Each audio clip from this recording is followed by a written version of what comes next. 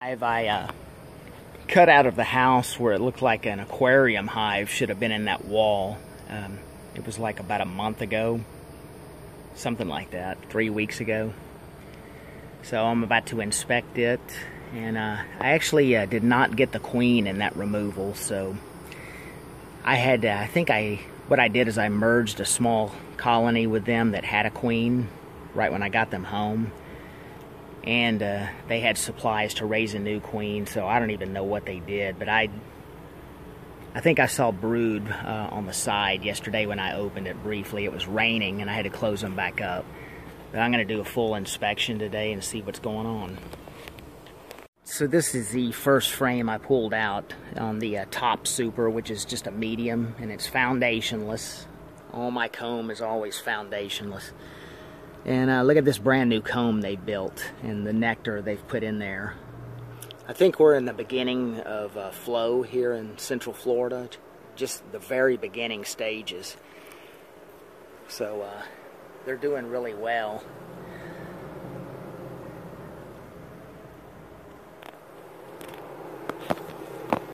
Alright, here's the next frame. Look, they have brood mixed in there. You can see the cap brood, so they have a laying queen. At least most likely. Yeah, and let's see. I see eggs in there, so they've had a queen in their hive in the last 2 to 3 days. That's confirmed. So yeah, that's beautiful. Brand new white comb they've built going into late summer, early fall. There's the next one coming up.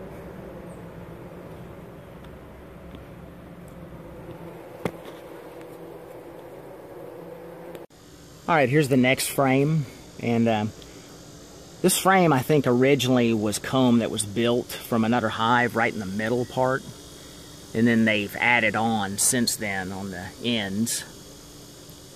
And I don't know if you can see, but there's eggs in there. Eggs all throughout here. See if we can get a better view with the sun.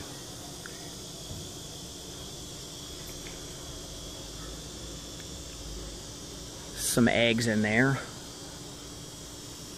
Cap brood. Little bit of nectar at the top. Okay, here's the next frame. And you can see on the left side is older comb that I gave them at the very beginning in this medium super. But you can see they built on all the white new comb on the very right. And no treatments in this hive, of course. There's no need for Fumidil B. There's no need for any of that Varroa treatment. None. None, none. Any commercial beekeeper or anyone else who claims that treatments are necessary and if you don't treat them, they're going to die is just bull. And yes, there is a little bit of hygienic behavior going on, but that's fine. They're not going to collapse. You know, you can see some of the opened cappings right here. They're supposed to do that kind of stuff.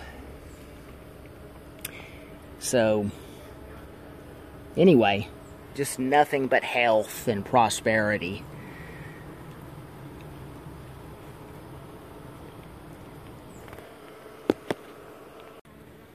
Alright, here's the next frame. There's less hygienic behavior on this frame right here. Look at all the new comb on the right side, the nectar and a little bit of capped honey at the very top. See all that? Foundationless, very straight comb they're building. And that's another thing I'm going to bring up is I'm going to put that empty frame right in the middle right now of these ones that are built out. And the reason I'm going to do that now is because we're going into a fall flow. And they're going to have plenty of supplies coming in to be able to build new comb. Usually during the midsummer, I don't weigh them down like that because they need that nectar to eat. But since they'll have an abundance of nectar soon, I'm going to go ahead and give them some empty frames to build out while they have the chance.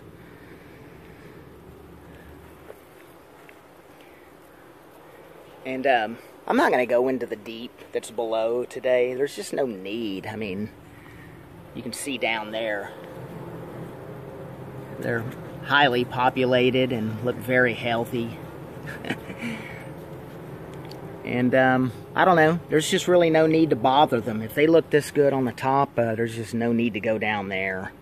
I mean, the only thing that I could foresee being a problem down there is comb that's not straight. I don't know, so maybe I'll briefly look down there and see what the deal is with that, just to make sure their comb is straight. Okay, grabbing my camera out of the shade because it overheated. So I have this frame ready to pull out from the bottom deep. And you can see where they've taken some of the rubber bands off, and they were going to start shoving that out the front entrance. But see this comb on the right that they built? It's a little bit crooked, and I'm going to put the phone down in a second and kind of press it over a little bit. But other than that, everything's very straight and very healthy. There's a lot of pollen in there, nectar, a little bit of brood. Haven't seen the queen yet, but I know she's in here.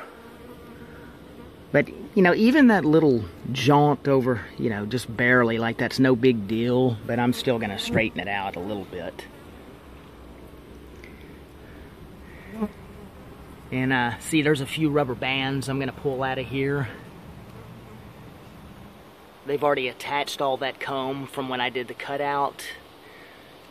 So there's no need for them to have rubber bands on there. But sometimes the comb will collapse if the rubber bands, if they chew them off prematurely. So that's what I'm checking on too.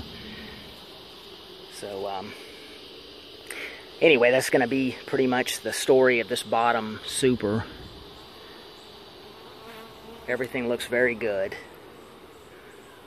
All right. Here's some of my other hives. The birdhouse bees are right there. This is a swarm I caught a couple of months ago. They've held on. That's a trap out I pulled out the other day, and I had to give them supplies to raise a new queen. These are the bees I cut out of the tree in Tampa about a month ago. These are the Bradenton bees I did last fall. Or it was actually early spring. That's my observation aquarium hive.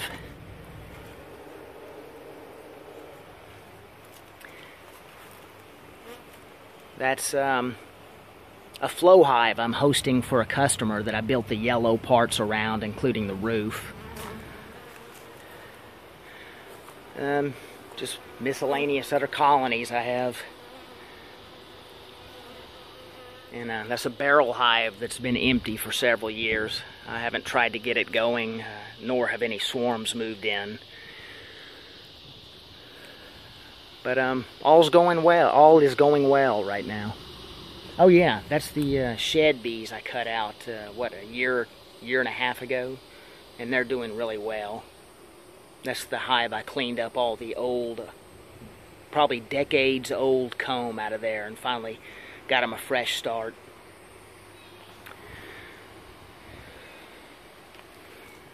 Alright, I better put these girls up. I've been carrying this frame around.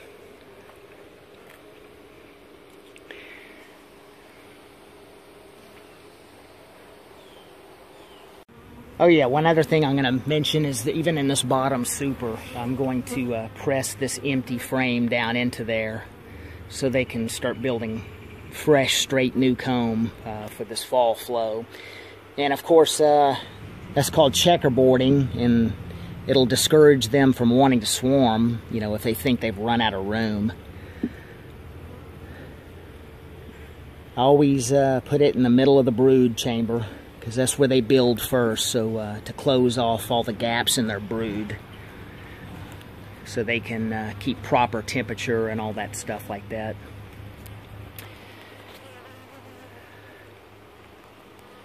Alright, have a nice afternoon everyone, and thanks for watching.